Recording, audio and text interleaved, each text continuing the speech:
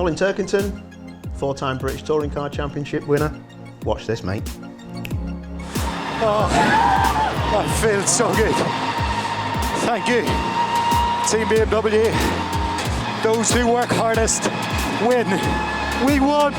Get in there! Get in! For the 4th time in his career, the British Touring Car Champion is Colin Turkington. Yes! Thank you so much. Thank you. Colin, well done. Yes! Cole, what a year. But, mate, those 3 weekends, Knockhill, Silverstone, Brands Hatch, got turned around a few times, didn't you? Yeah, Knockhill, I think it was race 2, I was in the gravel. Silverstone race 1, I was on my way to the pit wall backwards. And you feel like you're taking so many uppercuts and you just got to keep, coming back. And you get to Brands Hatch, but the week leading up to it, how do you prepare? What are you thinking? You got good points lead. People want your title, don't they? But what do you think? How do you prepare? It's just all about detailed preparation. It's like preparing for an exam, because once you actually get to the weekend, you have no time to think about anything or prepare. It's too late. So you got to have it done before you get there. So, for me, it's just about spending some time in the simulator, watching back last year's footage, looking at my notes from last year, just keeping the mind, busy. You don't want too much idle time, because then you start to overthink it. Once I know I've done the preparation, then I'm calm. It's like going into an exam where you've done your revision. You feel you don't feel the pressure the same. Fast forward, Saturday afternoon, qualifying. You made the most bizarre change I've ever seen 5 minutes in on a red flag in qualifying. Was it a spring change? A massive change. What were you thinking? I just wasn't feeling it, so I knew we needed to do something, so let's change the front spring, and I've never done that all season. In qualifying, it's normally a bit of tire pressures or maybe a click on a roll bar, but it was like, right, we need to do this, because that one change I knew could be the difference from me qualifying in pole or qualifying 15th. Sunday morning, on the pole. It's good times, isn't it? What were you thinking? It was actually a difficult place to be because of the rain we had on Saturday, qualifying day. Pole position is not the best place to start, because it was, the water runs down to the inside of the track, so pole was still damp. P2 was dry. So it was actually Ash Sutton who was alongside you, big player as well, so you knew you had to get away decently. Yeah, I knew Ash would be fast out of the blocks, being rear-wheel drive, but obviously, being in pole, you like to try and get the whole shot, get to turn 1 in the lead. But Ash was slightly out of the picture because he wasn't in the championship battle. So even if he led at the end of the first lap, it's not a problem. Great battle with Ash Sutton. Let's have a little watch. Yeah. You can see from my body language in the car, I knew I'd got more pace than Ash. It's all about managing risk. I have to be firm, but obviously not put myself in a compromising position. And also you need trust. Ash is a champion. He's a previous champion, so you can race hard with guys like that, and hopefully they're not going to turn you around. The rain came. Rear-wheel drive's not brilliant in the wet, as we know. People come in and made tyre changes. What was your call on this? We see Hondas coming in. Yeah, coming into the pits for me was, probably not an option at that stage, because you're leading the race. Nobody wants to pit when you're leading the race. It's a big gamble to take. So obviously I didn't know half of the grid had come back into the pits for wet tyres. So did you not look behind you and think, where's everyone gone? As soon as I came out of clear ways, when the track had went green, so the safety car had peeled back into the pits. And this exact moment, once I touched the throttle... That looks slow. It was very slow. Well, as soon as I touched the throttle, the car just felt so nervous. Oh, no. And I couldn't get back to full throttle. The rear axle was just on a knife edge straight away. So I knew, okay, this next lap, I just got to keep the car on the track. I'm the guinea pig. I'm the first guy on the track in slicks, so my senses are so alive. I'm just trying to feel the grip. All the guys behind me, everything they do, they're judging it off what I'm doing, because they see when my brake lights come on, and then, okay, they adjust to that. But obviously I don't have that luxury. There's nobody in front of me, so you're processing so many things. And then Rory comes past. It's quite a good thing for me because now I can base what I do off him. So do you let him go? Do you let him go and just try and slot in behind? But if you do that, then you put yourself in the wrong mentality. You know, you want to be aggressive, you want to be going forward. So it's really difficult place to be. Now I know there's a Honda behind me. I don't know if it's Matt Neal or Dan Camish. You know, quite soon I figure out that it's Dan. But again, I didn't know that he'd been in the pits at this stage. But now I'm starting to slip down the order. You think, okay, Dan passed me a couple of laps ago and he's moving forward. I'm hemorrhaging a lot of positions here. I was basing what I was doing against the other rear-wheel drive cars, so I think I was still ahead of Ash. I couldn't see Andy, so I knew I was still doing a good job. I remember... Not like you're crying here. Oh, that's just sweat, wiping sweat away. It's, you know, that's when you're working the hardest, those conditions. You try and not make a mistake. But I remember feeling really proud of what I'd done there. You know, I'd qualified on pole. I'd got a point for leading the race. So I was thinking, no, these are all good points I've got in the bag. On to round 29, mate. This is probably the best start I've seen you make all year. What was going on in that first one? That was rubbish start. This one was amazing. Yeah, ever. Yeah, that's a really good start for me in the wet, and so much better than I expected. You know, it's too good. You know, I was going around the outside of Dan Camish, and I was thinking, don't do that, don't do it. But I was still going. So you know, it's a fantastic start, but I'd put myself into the most dangerous, potentially compromising position in a Honda sandwich, you know, between Dan and Matt. Graham Hill Bend is not the place where you usually see an overtake, is it? It's not an obvious overtaking. You know, it really narrows in on the entry, but I knew Matt was there, so I showed my intent on the way out of Druid, so I kept the car in the middle of the road just to indicate to him that there's going to be no gap on the inside. You know, I showed my intention that, okay, I'm closing the door, but I'm going to try and maximise the grip through the corner. And the next thing I knew, I just felt this touch on the rear. This is on board with you at the start. This is a replay of the start. So yeah, I get a great launch, and then I'm like, my gosh, I've got a really good launch. So I'm going to have to go outside Matt. Should I do Dan? I'm not sure, but I'm gonna try and ride it around the outside for as long as I can. At this moment, I back off. Okay, I'm tricky. I want to stay on the black stuff, and he must have wondered where you come from. Yeah, but you know, I was. Yeah, this is the moment where, okay, I'm going to show Matt that I'm going to keep the car in the middle of the road. I'm not following Dan. I'm going to stay in the middle of the road. Oh, bang. Okay, I'm round. And the first bit of contact I felt. And I thought, okay, you know, I'm gonna a bit of opposite lock. I'm gonna correct this, but it just kept going. The car just kept rotating, and you know, that was such a surprise that the car kept going, because there is a critical moment where you catch it and you continue. Yeah. But that moment, was back there. See Matt put the nose on the inside. That was my gripe with the whole situation, was that he had two wheels off the black stuff, so he was you know, using a bit of grass to pass me. So, you know, once I felt the car continue to rotate, I knew we were in trouble. I hadn't the pace to get from the back of the grid onto the podium in these conditions in the wet. Does it now shift focus to Andrew Jordan winning the title for BMW and his sponsor Peartec at the time? What was happening? You wouldn't have known anything about this, but knowing what you know now, do you think there was a change in focus? Yeah, I think there was, certainly within some elements. Obviously, probably not until the race is over, because at this stage we don't know the outcome. But as we stand, both Dan and Andrew are in the box seat now. This is life or death. This is what it feels to me. It's absolutely everything's on the line. It's everything you work for, you fight for, your reputation, your legacy, everything feels like it's on the line. So huge shift in the championship battle, huge shift. on that onboard footage, mate, you look pretty, not given up, but you look dejected. I mean, you tell me how it is. I could tell by your eyes. Yeah, I was completely distraught. It's the moment in any championship.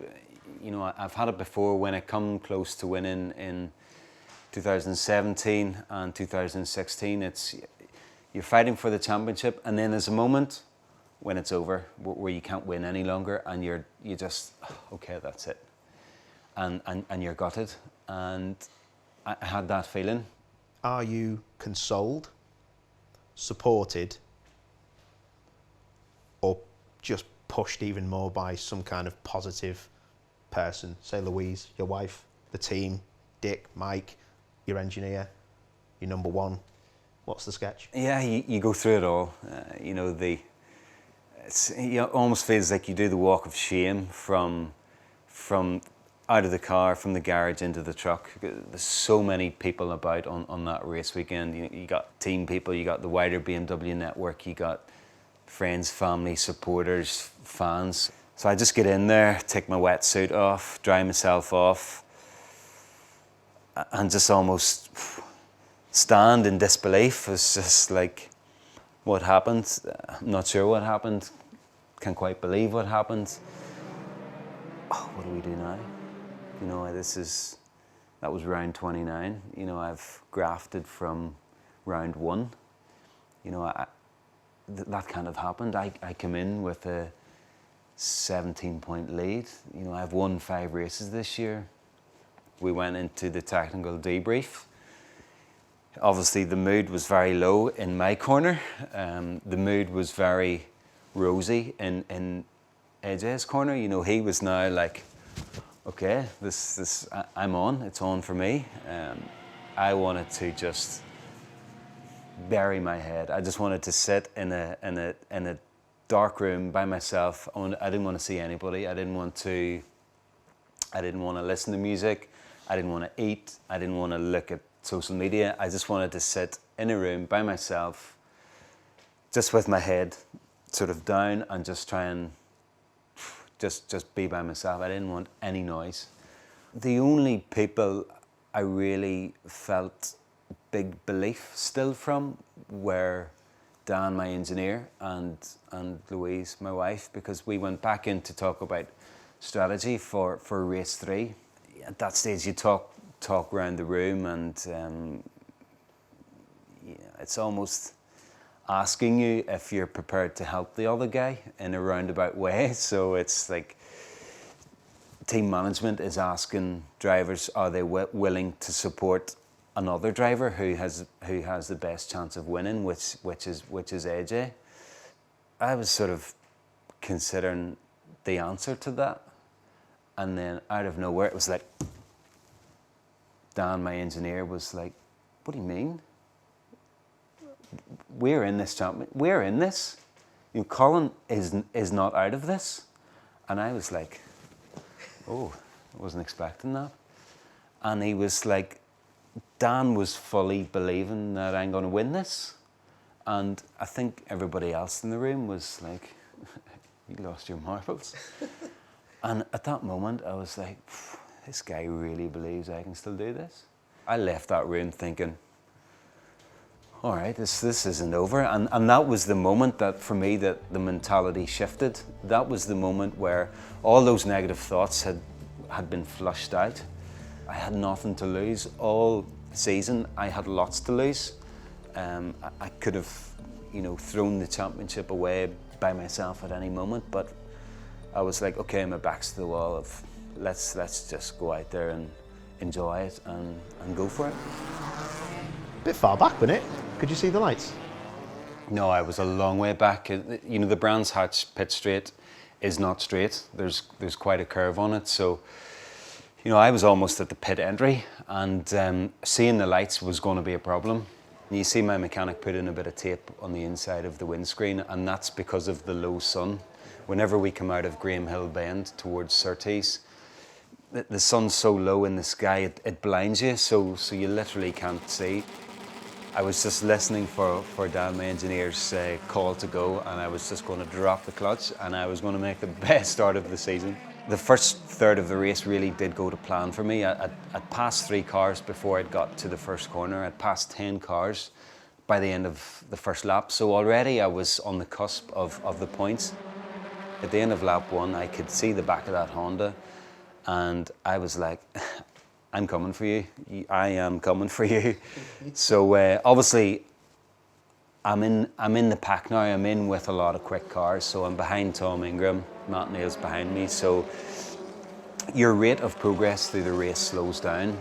You know, you can't just pass a car a lap. So I knew from the early part of the race that the car felt a little bit lazy for my liking, a little bit sloppy, but I had that thought, but straight away I ruled it out. I was like, it doesn't actually matter how the car feels in this race, you just got to drive it above and beyond. So I was going to wring the neck out of that car. I was just going to drive it as hard as I could and just keep focused on going forward.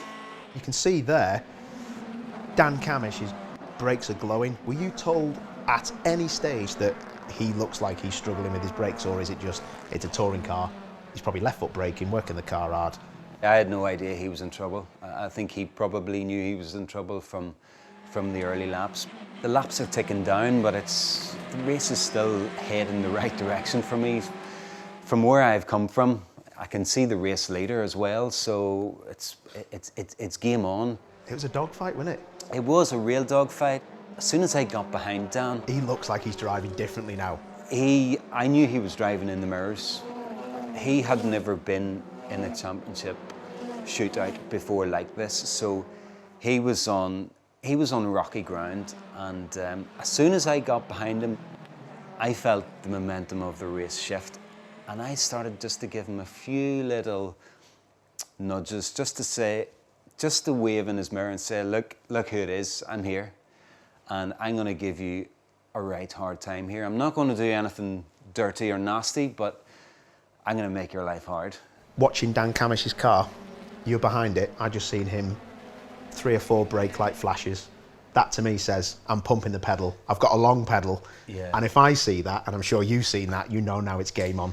Well, I didn't pick up on that in the race because I had it wasn't in my consciousness that he would have an issue with the brakes. So, yeah, you see people's brake lights flick on and off, but he could have just been pumping up the pedal. So I wasn't tuned in enough to know that he had an issue.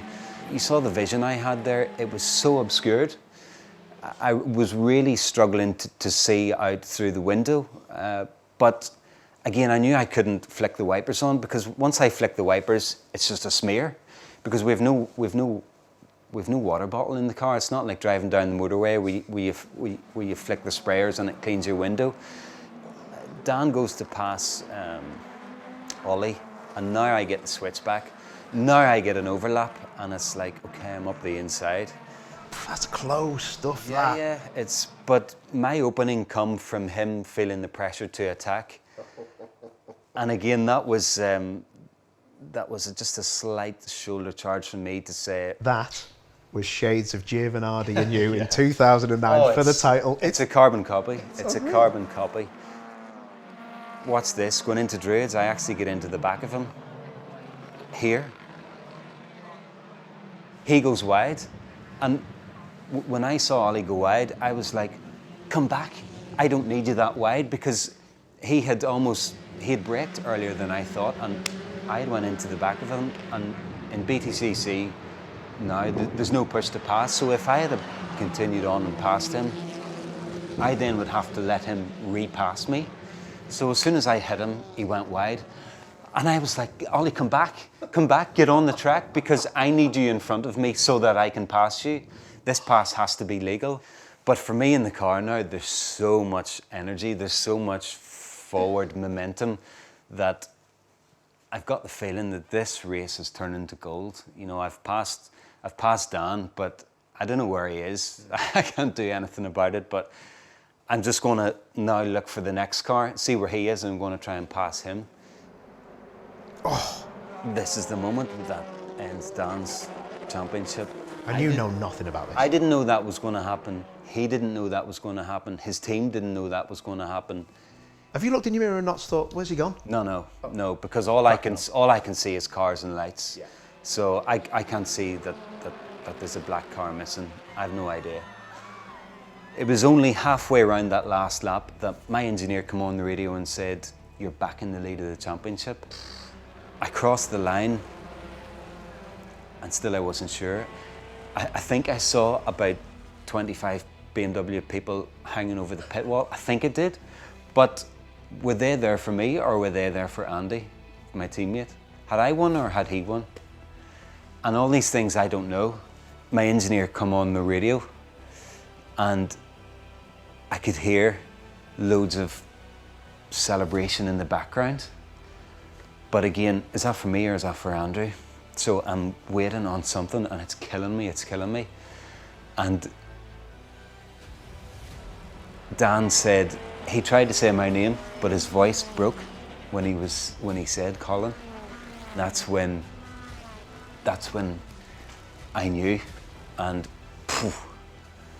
emotions like I have never felt, and I'll never feel emotions like that again. I know I won't, because I'd come from the darkest, deepest place. I couldn't let the emotion out. I couldn't let it out. I couldn't scream hard enough. There was nothing to hit hard enough. I hit the steering wheel, but it wasn't enough. You know, when you really want to hit a punch bag and let all your aggression out, there was nothing there. I tried for the roof, but my belts were on so tight I couldn't hit the roof, and I just started screaming. And I couldn't scream loud enough, and just off the Richter scale, completely off the Richter scale. And I was like a kid. I was trying to jump out of my seat. I was just hitting everything. I was screaming, I was shouting, I was crying. It's the ultimate high that only this can give you. And winning races are good. You know, the 3 championships that I won before were good, but this is next level stuff. This is a drug. This is a drug that I can't get anywhere else. It's not available. It's not on prescription. It's not on the black market. This is the drug of BTCC. This is the drug of winning. I've never in my life seen Colin Turkington, after 4 goes at winning it, do some of the things as an older man that you did when you got out this car. I just couldn't wait to see people. I couldn't wait to see Louise. Lewis, they're my #1 mechanic. You know, you're thinking about family.